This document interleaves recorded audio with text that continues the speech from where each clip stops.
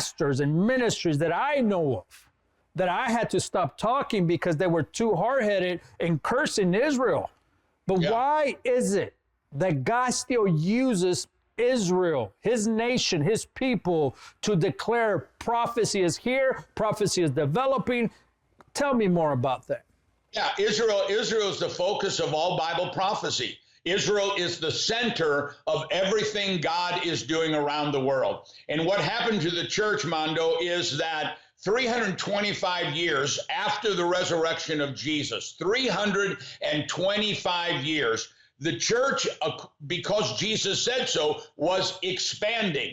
The negative part of the church expanding is now Gentiles are leading the church more than the Jews were leading the church. And number one, Jesus never came he came for us to spread the gospel. He never came for us to start churches that would be opposed to Judaism, opposed to the nation of Israel.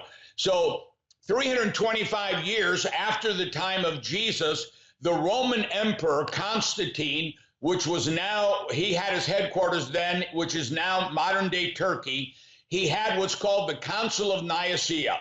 And Constantine gathered the Christian Gentile leaders together, and he said, okay, we need to turn the world's attention away from Jerusalem and have their religious focus on Rome. Let's make Rome the center of religion and of Christianity. And so they met together. This is 325 years after the time of Jesus.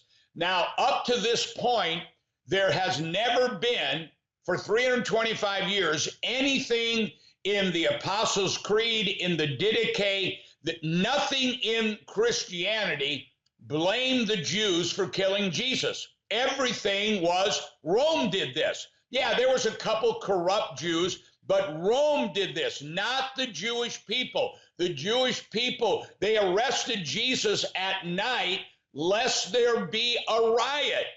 A riot isn't 12 guys following Jesus. 12 guys, Mondo, you and I know 12 guys is a bar fight. It's not a riot. They arrested Jesus at night. Why? Because the people of Israel were following his teaching. So 325 years after this time, they said, how are we going to turn everybody away from Jerusalem and have their hearts and their lives turned towards Rome? They said, let's, number one, blame the Jews for killing Jesus. Let's blame the Jews for killing Jesus. That became the doctrine of the church. The Jews killed Jesus. The Jews killed Jesus. That's racism that we're seeing even today on Columbia University or different places around the world. Racism against Jews. And by the way, a curse without a cause doesn't come. This is the reason for all racism. Racism started with racism against the Jewish people. Then they said, let's change the Sabbath from Saturday to Sunday. And then they said, here's the key. Let's promote the doctrine that God is finished with the Jewish people and we have replaced them. It's called replacement theology. And unfortunately, a lot of Christians have bought into that. It's like saying this red phone. And now all of a sudden we're saying, you know what? Let me show you what the scriptures really say. This is not red, it's black.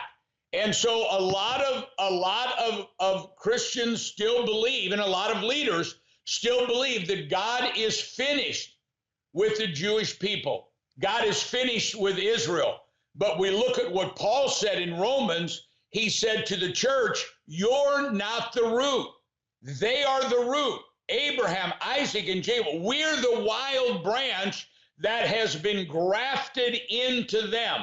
Bible prophecy, what's going to bring about the harvest, the blessing, the fruit of the latter rain? When we get reconnected to the roots, then the harvest that God has been looking for in signs and wonders and miracles is going to take place. And so the tearing down of the wall between Jews and Gentiles, the wall's not all the way down, But I'm telling you, it is coming down. I just got a text a couple days ago from some friends in Israel, and they said, Rabbi Lau, the chief rabbi of Israel, can you get together? We want to meet again. I walked with Rabbi Lau the last few years, the first Gentile pastor and chief rabbi of Israel walking together from Auschwitz to Birkenau in the March of the Living, honoring the 6 million Jews.